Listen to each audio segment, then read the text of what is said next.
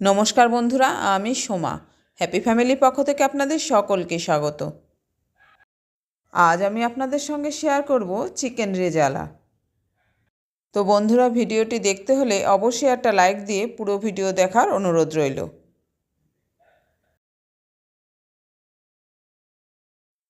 এখানে আমি 1 KG chicken নিয়ে নিয়েছি, আর চিকেনগুলোকে বড় বড় পিস করে কাটা আছে।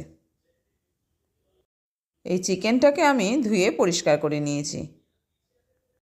আর এই ছোট মিক্সি জারে রয়েছে 1 চামচ পোস্ত, 1.5 চামচ সাদা তিল, 10-12টা কাজু ও একটা জয়িত্রী। এখন এর মধ্যে সামান্য জল দিয়ে আমি এটাকে খুব ভালোভাবে একটা পেস্ট তৈরি করে নেব।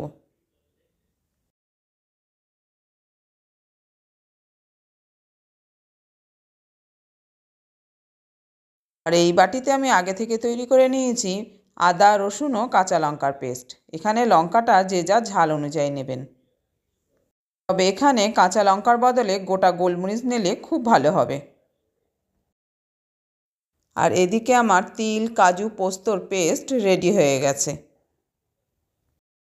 এটাকে এখন সাইডে রেখে দিলাম। আর এই ধুয়ে রাখা চিকেনের মধ্যে এখন আমি দিয়ে দিলাম পরিমাণ মতো লবণ।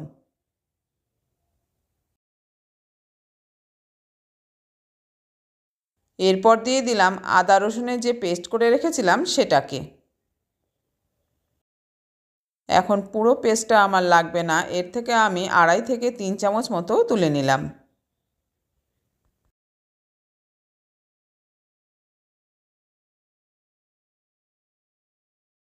এই যে বন্ধুরা, আমি আদা পেঁয়াজ রসুনের পেস্ট 2.5 চামচ দিয়ে দিলাম। আর দিয়ে দিলাম 1/2 কাপ টক দই।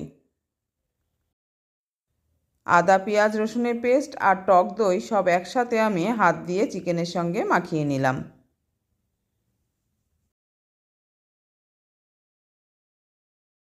এখন এটাকে ঢাকা চাপা দিয়ে রাখলাম 30 মিনিটের জন্য। ফিরে আসলাম 30 মিনিট পর। এদিকে আমি ওভেনে কড়াই বসিয়ে দিয়েছি। আর কড়াইটা গরম হয়ে গেলে দিয়ে দিলাম 2 চামচ মতো সাদা তেল। এই রান্নাটা কিন্তু বন্ধুরা সাদা তেল অথবা ঘি দিয়ে করতে হবে। এখানে আমি সাদা তেল ও ঘি দুটো হাফ হাফ করে মিশিয়ে রান্না করব। তাই তেলের মধ্যে দিয়ে দিলাম আমি 1 চামচ ঘি।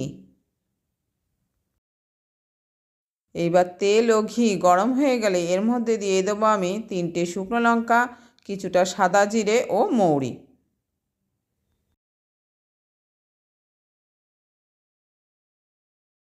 এবার এটাকে একটু নেড়ে চেড়ে নিয়ে এখন দিয়ে দেবো ম্যারিনেট করা চিকেনটাকে।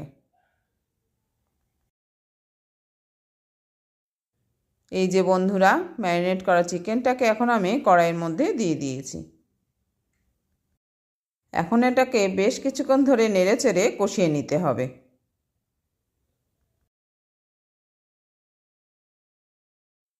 চিকেনটা একটু কষানো হয়ে গেলে এখন দিয়ে দিলাম আমি মাঝারি সাইজের 2টো পেঁয়াজের পেস্ট।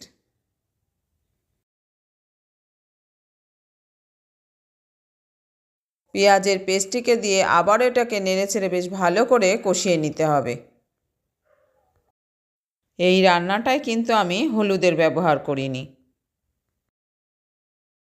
চিকেন রেজালা এই রকমই সাদা সাদা হয়।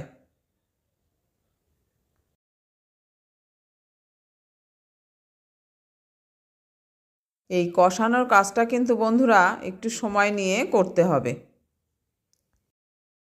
এখানে আমি কড়াইটাকে ঢাকা চাপাও দেইনি। কড়াই ঢাকা চাপা দিলে চিকেন থেকে অনেকটা জল বেরোবে, আর সেই জল শুকোতে অনেক সময় লাগবে। তাই এটাকে আমি ঢাকা চাপা না দিয়ে খোলা অবস্থাতেই একটু সময় নিয়ে কষিয়ে নিলাম। চিকেনটা ভালোভাবে কষানো হয়ে গেলে যখন ওর থেকে তেল ছাড়বে তখন আমি দিয়ে দিলাম তিল, কাজু ও পোস্তর পেস্টটিকে।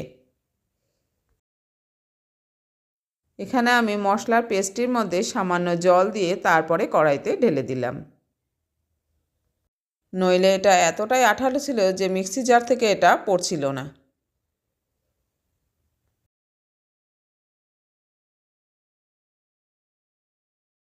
এই যে বন্ধুরা, আমি মিক্সি জার থেকে পুরো মশলাটাই এখন কড়াইতে দিয়ে দিয়েছি। আবারও এটাকে বেশ ভালো করে নেড়েচেড়ে চিকেনের সাথে মিশিয়ে নিলাম।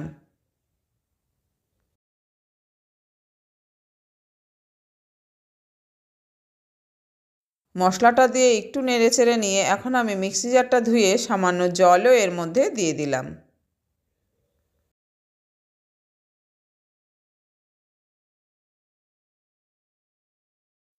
এই পুরো রান্নাটা একটু ধৈর্য আর একটু সময় নিয়ে করতে হবে।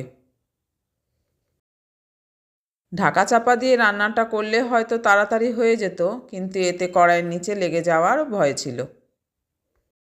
কেননা কাজু ও পোস্ত খুব তাড়াতাড়ি কড়াইয়ের নিচে লেগে যায়। তাই এটাকে অনবরত নেড়ে যেতে হবে।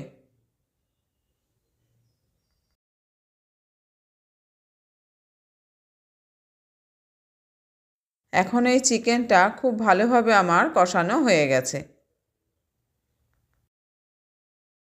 এখন আমি চিকেনটাকে যে গামলায় ম্যারিনেট করে রেখেছিলাম সেই গামলাটা ধুয়ে সামান্য জল দিয়ে দিলাম।